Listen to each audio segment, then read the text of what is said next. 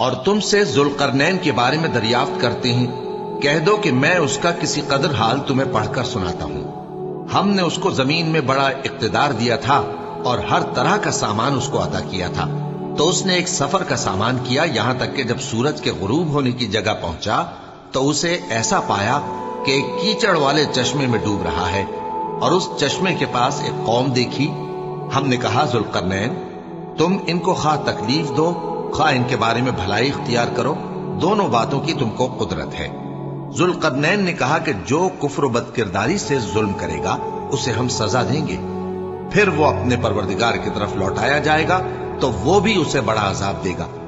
اور جو ایمان لائے گا اور عمل نیک کرے گا اس کے لیے بہت اچھا بدلہ ہے،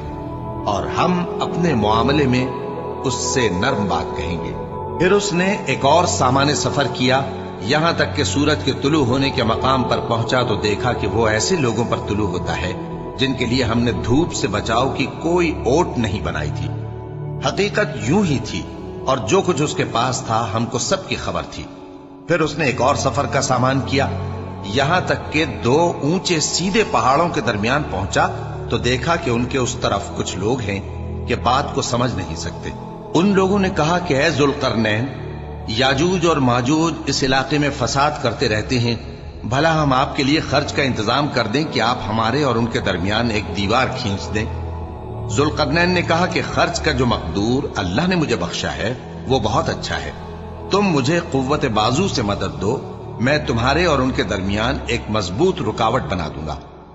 تم لوہے کے بڑے بڑے تختے میرے پاس لاؤ۔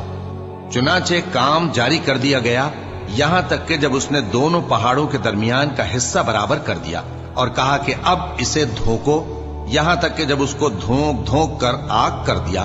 تو کہا کہ اب میرے پاس تانبا لاؤ کہ اس پر پگھلا کر ڈال دو۔ پھر ان میں یہ قدرت نہ رہی کہ اس پر چڑھ سکیں، اور نہ یہ طاقت رہی کہ اس میں نقب لگا سکیں۔ بولا کہ یہ میرے پروردگار کی مہربانی ہے، پھر جب میرے پروردگار کا وعدہ آ پہنچے گا تو اس کو ڈھا کر ہموار کر دے گا، اور میرے پروردگار کا وعدہ سچا ہے۔ اس روز ہم ان کو چھوڑ دیں گے کہ روئے زمین پر پھیل کر ایک دوسرے میں گھس جائیں گے، اور سور پھونکا جائے گا تو ہم سب کو جمع کر لیں گے، اور اس روز ہم جہنم کو کافروں کے سامنے لائیں گے، جن کی آنکھیں میری یاد سے پردے میں تھیں اور وہ سننے کی طاقت نہیں رکھتے تھے۔ اب کیا کافر یہ خیال کرتے ہیں کہ وہ میرے بندوں کو میرے سوا اپنا کارساز بنائیں گے تو میں خفا نہیں ہوں گا؟ ہم نے ایسے کافروں کے لیے جہنم کی مہمانی تیار کر رکھی ہے۔ کہہ دو کہ ہم تمہیں ایسے لوگ بتائیں جو اعمال کے لحاظ سے بڑے نقصان میں ہیں۔ یہ وہ لوگ ہیں جن کی دوڑ دھوپ دنیا کی زندگی میں برباد ہو گئی، اور وہ یہ سمجھے ہوئے ہیں کہ وہ اچھے کام کر رہے ہیں۔ یہ وہ لوگ ہیں جنہوں نے اپنے پروردگار کی آیتوں کو نہ مانا اور اس کے سامنے جانے سے انکار کیا، تو ان کی